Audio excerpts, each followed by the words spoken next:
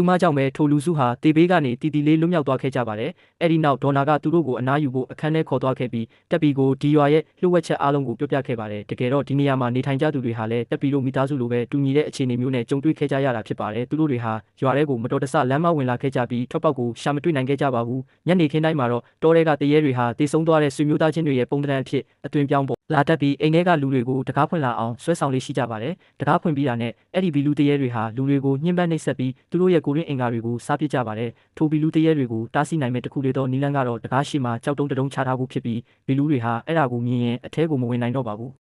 လွန်ခဲ့တဲ့နိုင်ပိုင်းကစေးပေးခန်းမှာတော့ကားအမဲကိုမောင်းလာတဲ့အမျိုးသားဟာတက်တာလာဖို့အတွက်လှည့်ရောက်နေခဲ့ပါတယ်။ရုတ်တရက်ထူးဆန်းတဲ့မိန်းကလေးတစ်ယောက်ပေါ်လာခဲ့ပြီးသူမကတော့ရွာသူတစ်ယောက်ဖြစ်တဲ့ဆာယာဖြစ်ပါတယ်။ထိုအမျိုးသားကဆာယာတီကိုဘာလို့ရောက်နေတာလဲဆိုတာနားမလည်ခင်မှာပဲသူမကတန်ချောင်းတစ်ချောင်းကိုယူပြီးထိုအမျိုးသားရဲ့လက်ဘင်းကိုထိုးဆက်လိုက်တာကြောင့်သူဟာချက်ချင်းပဲတေဆုံးသွားခဲ့ရပါတယ်။ထိုအမျိုးသားကိုတက်ပြီးနောက်ဆာယာဟာကြောက်လန့်နေပုံရပြီးတစုံတစ်ယောက်နဲ့စကားပြောနေတယ်လို့မျိုးတိုးတောက်ရေရွတ်နေခဲ့ပါတယ်။ညဘက်နတ်စမကစစ်ဆေးဖို့ဝင်လာတဲ့အခါထိတ်လန့်စရာမြင်ကွင်းကိုမြင်လိုက်ရပါတယ်။နတ်စမကအပြင်ကိုပြေးထွက်ဖို့လုပ်တဲ့အချိန်မှာပဲတကားကအတော်ကြာကလေးကဟောင်းပွင့်နေခဲ့တာကိုသိလိုက်ရပြီးဘီလူတရေတွေဟာလည်းအထဲကိုအမြန်ဝင်ရောက်လာခဲ့ကြပါတယ်။နတ်စမဟာကြောက်လန့်တကြားနဲ့ပုံအောင်မှုမြေအောက်ခန်းထဲကိုပြေးဆင်းသွားခဲ့ပါတယ်။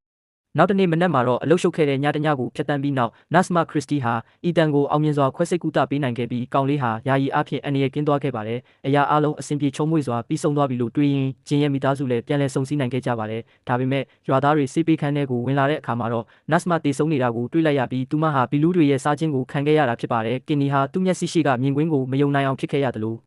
့ကင်နီရဲ့ဖခင်ဖြစ်သူလည်းတေဆုံးသွားခဲ့ပါတယ်။သူကနေမကောင်းလို့စေးပေးကမ်းမှာစေးကူတမှုခံယူနေရင်ကန်ဆိုးစွာနဲ့ဘီလူတရေတွေရဲ့တားကောင်ဖြစ်သွားခဲ့ရတာပါ။ကင်နီဟာအလွန်မင်းဒေါသထွက်ခဲ့ပြီးညသက်ကောင်ရံမှာစေးပေးခန်းတကားကဘာလို့ပွင့်နေခဲ့တာလဲဆိုတာသူနားမလည်နိုင်ဖြစ်နေခဲ့ပါတယ်။တစ်ချိန်တည်းမှာပဲအီတန်ဟာအများပိုင်အင်ကြီးထဲမှာလှဲလျောင်းပြီးအနာသက်သာအောင်နေတုံးရုတ်တရက်ပြတင်းပေါက်အပြင်ဘက်မှာအဖြူရောင်ဝတ်စုံကိုဝတ်ဆင်ထားတဲ့သူနဲ့အသက်တူလောက်ရှိမဲ့ကောင်လေးတစ်ယောက်ရက်နေတာကိုမြင်လိုက်ရပါတယ်။ထို့နောက်အီတန်ကအပြင်ဘက်ကိုထွက်လာခဲ့ပြီးတက်ကြီးရွယ်ဦးအမျိုးသားတစ်ယောက်ကိုတွေ့ခဲ့ပါတယ်။သူကတော့ဒီမျိုးကိုပထမဆုံးစတင်ချေချခဲ့တဲ့ပစ်တာဖြစ်ပါတယ်။နေတိုင်းပစ်တာကအိမ်ဘေးကိုသွားပြီးတစုံတစ်ခုကိုသူ့ဘာသာသူတိုင်းတာလေးရှိပါတယ်။အီတန်ကပစ်တာကိုအနီးအနားမှာနေတဲ့တခြားအားကောင်လေးတွေရှိလားလို့မေးတဲ့အခါပစ်တာကအီတန်ကလွဲလို့တခြားကလေးမရှိဘူးလို့ပြောခဲ့ပါတယ်။အီတန်ကထပ်မေးဖို့လုပ်နေတော့မှပဲဂျူလီယာကသူ့ကိုအိမ်ထဲဝင်ဖို့လှမ်းခေါ်ခဲ့ပါတယ်။ဂျူလီယာကအဲ့ဒီအဖိုးကြီးမှာထူးဆန်းတဲ့အချက်တစ်ခုရှိနေတယ်လို့ခန်းစားမိနေခဲ့တာပါ။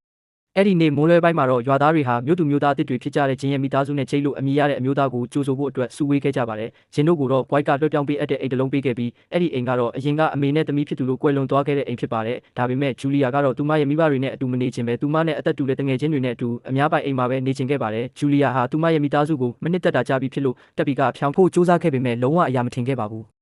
တစ်ဖက်မှာလည်းဂျိတ်ဟာသူ့အတွက်ကိုပိုင်နေရမရှာရသေးတာကြောင့်ဒူရဲ့အုပ်ကင်နီကသူ့အိမ်မှာရက်အနှဲငယ်လောက်တဲကိုခွင့်ပေးခဲ့တယ်။ဒါပေမဲ့နောက်တစ်နေ့မှာတော့ဂျိတ်ဟာလှုပ်ဝက်ချက်ရှိတဲ့မြေအောက်ခန်းတစ်ခုကိုမတော်တဆတွေ့ရှိသွားခဲ့ပါတယ်။သူအောက်ကိုဆင်းသွားတာနဲ့ပုတ်ပွားနေတဲ့လူတွေအလောင်းတစ်ခုကိုမြင်လိုက်ရလို့ထိတ်လန့်သွားခဲ့ပါတယ်။ဒါပေမဲ့သူနောက်လက်ကြည့်လိုက်တဲ့အခါမှာတော့အလောင်းကပျောက်ကွယ်သွားပြီးနေရံပေါ်မှာထူးဆန်းတဲ့ပုံသဏ္ဍာန်ရှိတဲ့တင်ကေတာတစ်ခုပေါ်လာခဲ့ပါတယ်။ဂျိတ်ကကင်နီကိုသတိပေးဖို့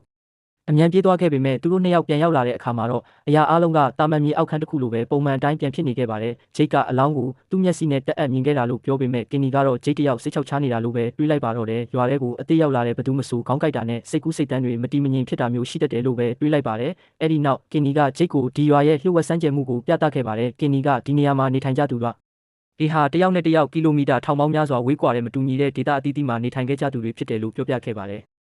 ဒါပေမဲ့တစုံတစ်ခုသောအကြောင်းပြချက်ကြောင့်သူတို့အားလုံးဟာဒီမျိုးတဲကိုပဲအတူတူရောက်ရှိလာခဲ့ကြတာပါဒီနေရာဟာမြေပုံပေါ်မှာလုံးဝမရှိပဲရှာဖွေတွေ့ရှိခြင်းမရှိသေးတဲ့လှုပ်ဝက်စမ်းကြယ်တဲ့နယ်ပယ်တစ်ခုအတိုင်းအဆတစ်ခုသာဖြစ်နိုင်ပါတယ်အဲ့ဒီအချိန်မှာပဲစပွဲပေါ်ကရေဒီယိုကနေရုတ်တရက်အတန်ထွက်ပေါ်လာခဲ့ပါတယ်ကင်နီကဒါမျိုးကခဏခဏဖြစ်တတ်ပါတယ်လို့ပြောခဲ့ပေမဲ့ဂျိတ်ကတော့ချက်ချင်းပဲပြေးသွားပြီးယူသွားပါတော့တယ်